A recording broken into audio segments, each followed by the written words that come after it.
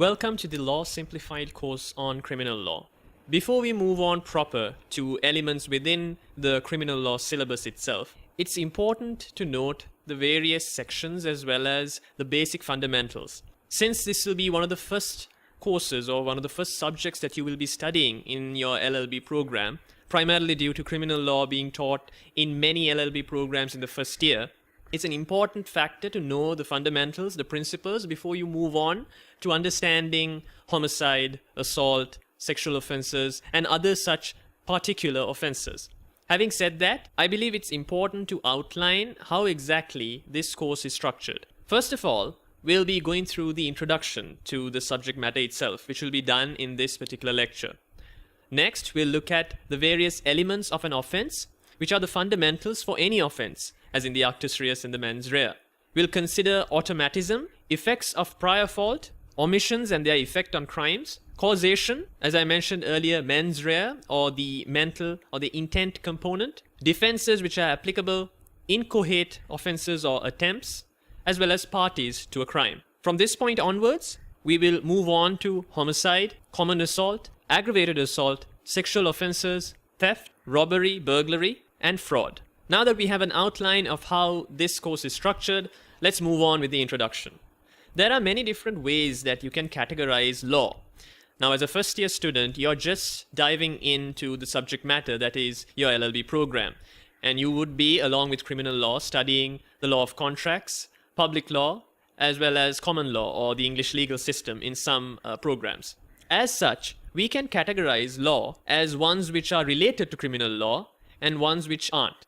In which case we can define it as, on the one hand, you have criminal law, and on the other hand, you have civil law. Criminal law deals with the punishment of the offender. Now, the burden of proof in a criminal law case or in relation to crimes is on the prosecution, namely being the Crown or Rex, R, as you'll come to notice when you do case law. In relation to the burden of proof itself, it has to be beyond reasonable doubt. Contrarily, in civil law, we see that the legal system is attuned to compensate the loss of the claimant. There is no punishment involved. It's an attempt to put people or put the parties in a position where they were before a contract was entered into or before certain actions or circumstances prevailed. Conversely, once again, the burden of proof is on a balance of probabilities. Now, from this very distinction itself, you should understand that the criteria afforded for a claimant or afforded for the defendant in a criminal law case is quite strict and quite stringent. The whole concept of criminal law itself is the theory of deterrence.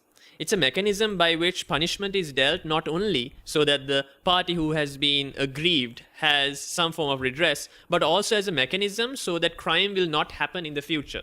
Along with this distinction, there are a few key facts that is important to understand before moving on. Firstly, it's the law that outlines what a crime is and is not. Now, being the UK, the common law jurisdiction stipulates that it's by precedent and by custom and norm itself that certain crimes have come to become what they are, as well as the punishment.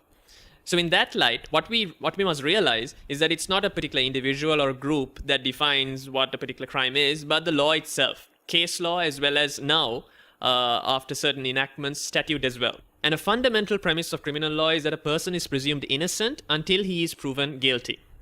Finally, a person can be tried for a civil and a criminal wrong simultaneously. Now, when you come to the second and the third years, the subject of tort or the law of tort defines certain tortious liabilities that are imposed on individuals. More often than not, these individuals have also been convicted or have been tried or being tried for a particular criminal offense as well. So the tortious liability is the civil aspect of certain crimes or criminal activities that a person had been involved in. But we won't go into detail here because this is primarily on criminal law in your first year. Now, I mentioned earlier that a crime is actually defined or outlined by way of the law itself. Now, how is this possible and who exactly defines this? For instance, most heinous and most fundamental crimes themselves have been defined by common law. For example, murder, manslaughter, assault. But what we see now is that certain statutes have come into play that have defined certain other crimes as well. For example, theft, robbery, and rape. For example, rape has been defined in the Sexual Offences Act of 2003. That was a very basic introduction into what criminal law is. how it can be distinctly differentiated from civil law, where the burden of proof lies, certain key facts that outline what a crime is and how it is defined, and where certain crimes can be found, either in common law or statute. Next, we will look at the various elements of an offense and how exactly an offense can be committed.